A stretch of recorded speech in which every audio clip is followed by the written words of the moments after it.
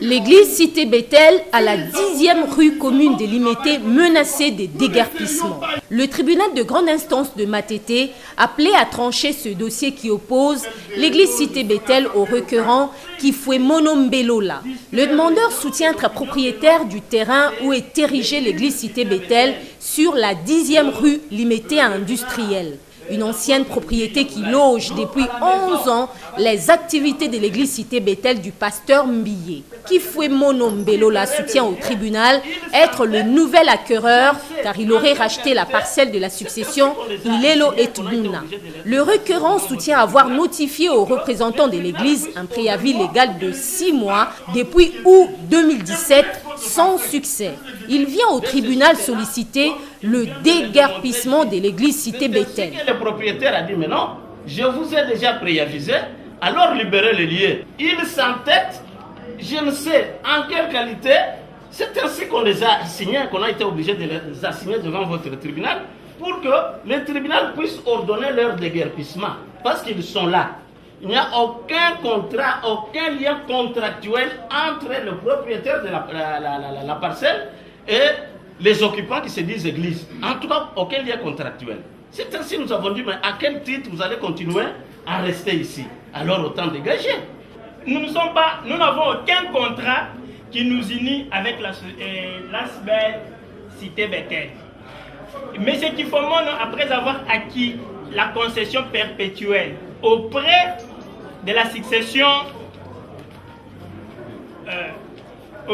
succession Ilelo et Touma, lorsqu'il vient pour inspecter, prendre connaissance de la concession acquise, il va constater sur terrain, sur les lieux, qu'il existe une dénomination communément appelée église qui vit sur les lieux.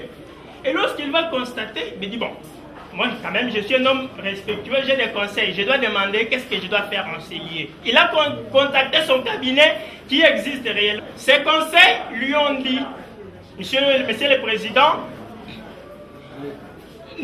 il fallait les préaviser. Comme c'est une ASBEL, 6 mois. Après 6 mois, les 6 mois déjà écoulés, l'ASBEL ne veut pas libérer les lieux. L'ASBEL continue à semer même des troubles sur les lieux qui constituent des troubles de voisinage.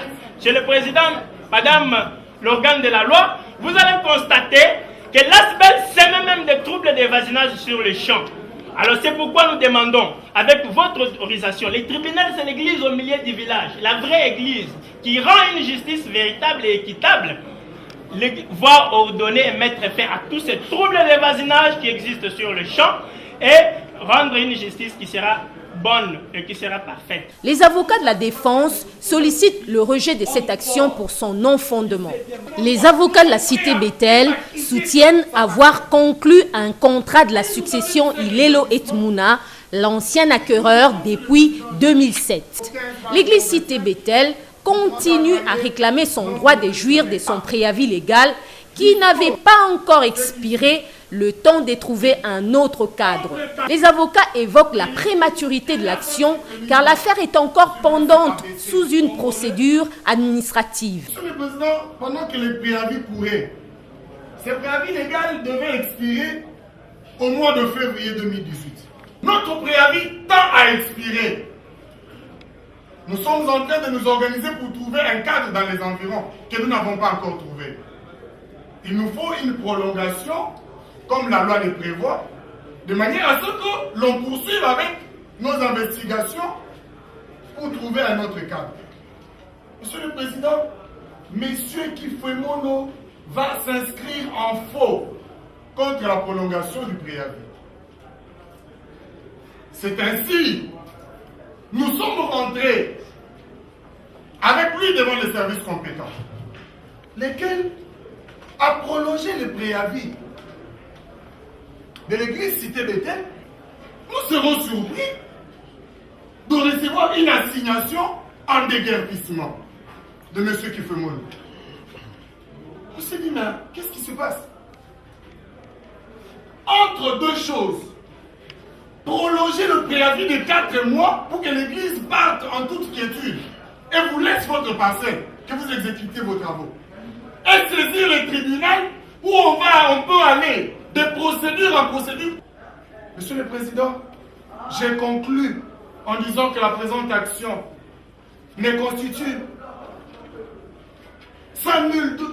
plutôt sans nul doute un abus des droits démontré par les plaideurs que voilà, ainsi que l'enseigne notre bâtonnier Matadi Wamba dans son ouvrage, les droits à un procès équitable.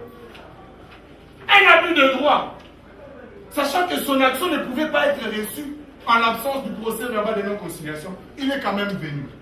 Monsieur le Président, vous allez décourager le comportement de tels bailleurs. Après avoir entendu les deux parties, le tribunal décide de communiquer le dossier au ministère public pour son avis écrit à être élu dans les délais de la loi.